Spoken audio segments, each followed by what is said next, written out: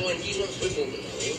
Agora eu tô dizendo que eu contar assim, eu não vou contar nada, porque se eu contar, fica uma coisa muito longa e parece que eu estou no céu. Salve, salve, grupo Dandara Capoeira.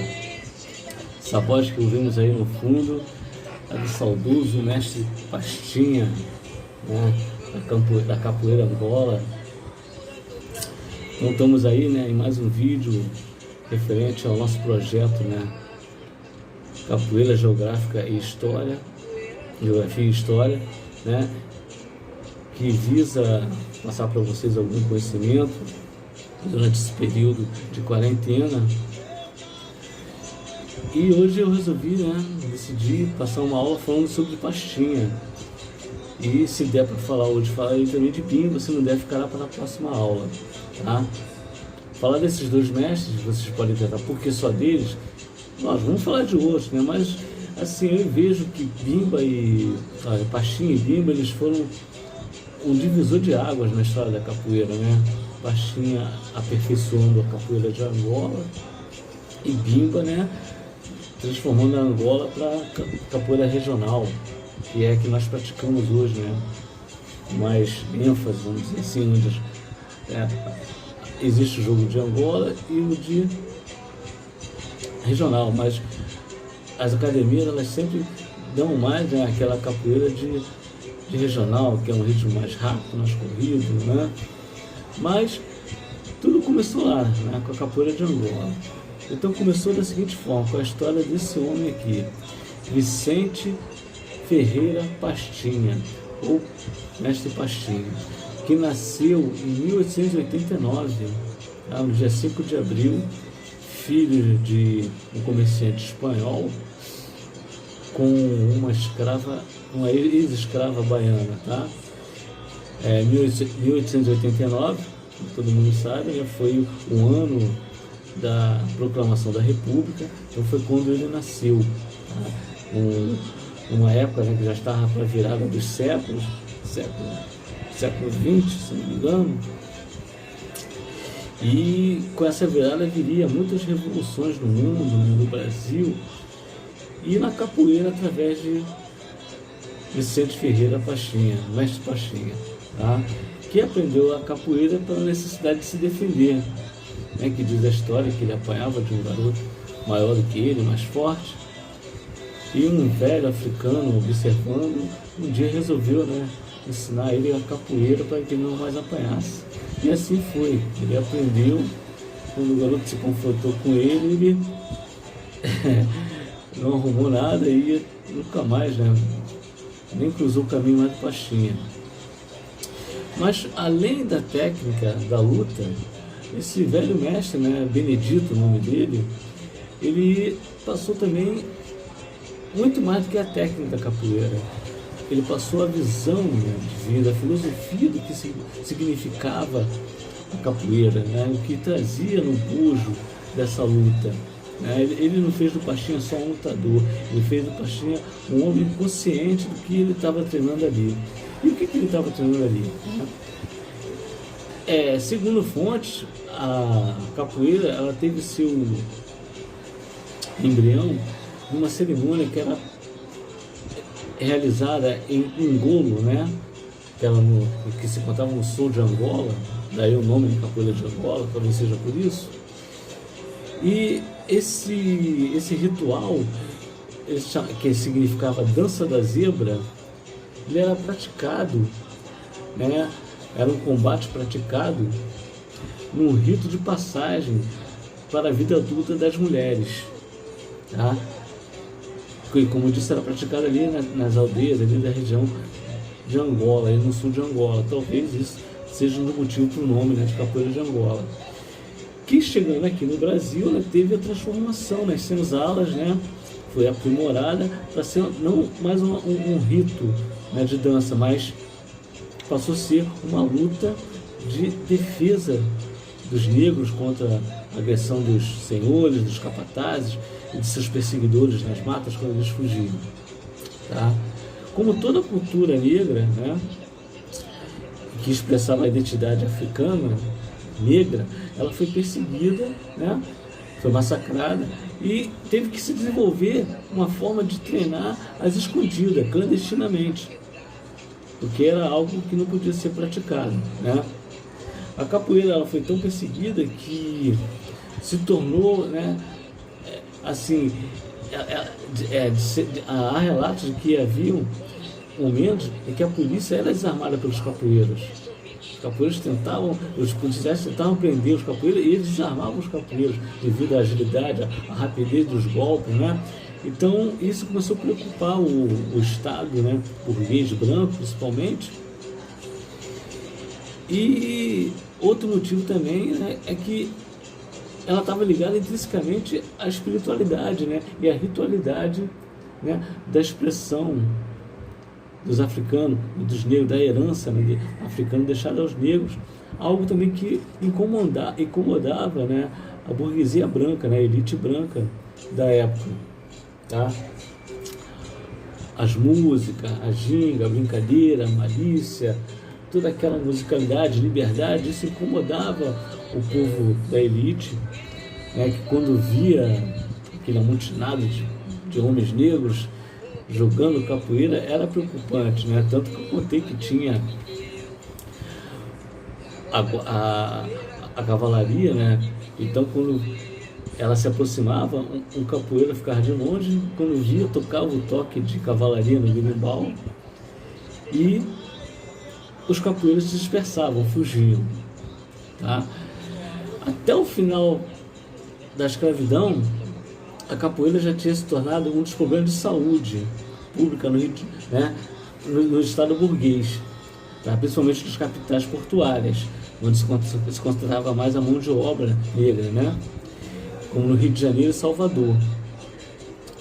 E também onde eles encontravam muita gente adepta à arte, muita gente queria aprender, né? Muita gente gostava, mesmo sendo proibida, ela crescia.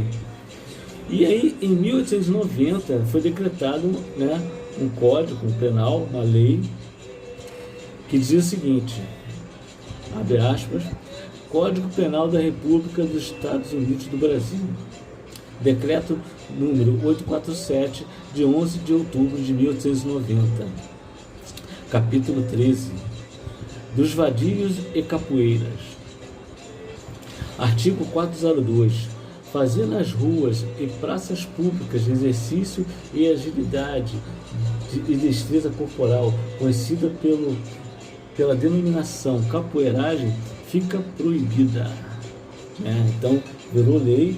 Vocês podem ir lá na internet ver esse artigo, que tem lá as penas aplicadas e tudo mais. Enfim, capoeira proibida. Porém, ela continua sendo ensinada e aprendida, né? E o próprio Pachinha, a partir dos anos de 1910, ele buscou a emancipação da capoeira, né?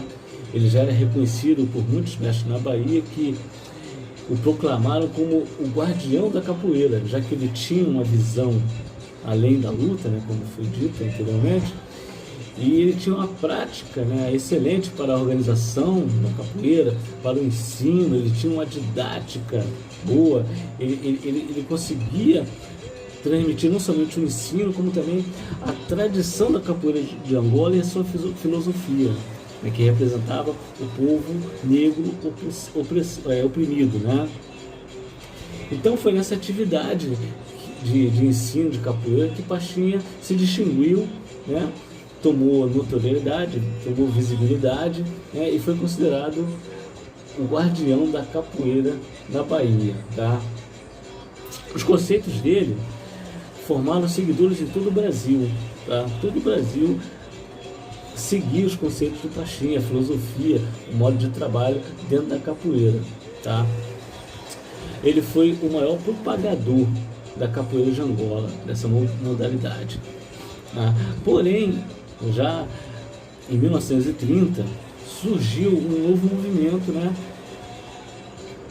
Através do mestre Bimba, que eu vou falar depois em outro vídeo, só vou dar uma explanação aqui, chamado de capoeira regional, que ao ser apresentada, né, para o presidente da República, Getúlio Vargas, na época, né, Getúlio Vargas gostou e decidiu então pôr a capoeira como, acabar com a proibição e pôr a capoeira como um esporte nacional, né? Um esporte nacional. E isso trouxe para a capoeira de Angola um certo desprestígio, né? E as pessoas passaram mais a buscar, por causa disso, a capoeira regional que o Mestre Bimba apresentou e o presidente, né, usou, vamos dizer até mesmo politicamente para ele mesmo, né? Mas eu vou contar mais tarde, e que ocasionou, né, vamos dizer assim, não foi bem isso, mas no descrédito da capoeira de Angola, ela caiu um pouco, né? As pessoas não procuravam tanto mais como procuravam a capoeira regional. No entanto, Pastinha continua na dele ali, né? Evoluía, né? No jeito bem modesto, né? Ensinando aqui a colar, porque como o presidente tinha derrubado a proibição da capoeira, então ele pôde então livremente começar a dar as aulas sem ter nenhum problema com a justiça. E em 1941 ele fundou o que dizem ser a mais tradicional escola de capoeira de Angola, legalizada, né, apoiada até pelo governo da Bahia, que foi o SECA, Centro Esportivo de Capoeira Angola. E de lá surgiram famosos mestres. Foi um lugar muito frequentado por diversas personalidades da época, né? E tendo até reconhecimento na África, porque ele, além da capoeira, ele ensinava, né, toda aquela visão, aquela cultura africana, tudo aquilo que envolvia a capoeira de Angola. O próprio Caetano Veloso homenageou ele, né, num disco chamado Transa, tá? E para vocês verem, né, a notoriedade, a visibilidade que a capoeira ganhou, né, através do Pastinha. E infelizmente, né, como a história sempre mostra, a opressão ela sempre chega, né? E em 1971 a academia do Pastinha foi expulsa lá do Pelourinho, onde se localizava, com o pretexto de que haveria uma modernização no prédio. Eles tiveram que esvaziar o prédio e nunca mais, a verdade é que nunca mais voltaram para lá. E hoje esse prédio ele funciona, um restaurante, né?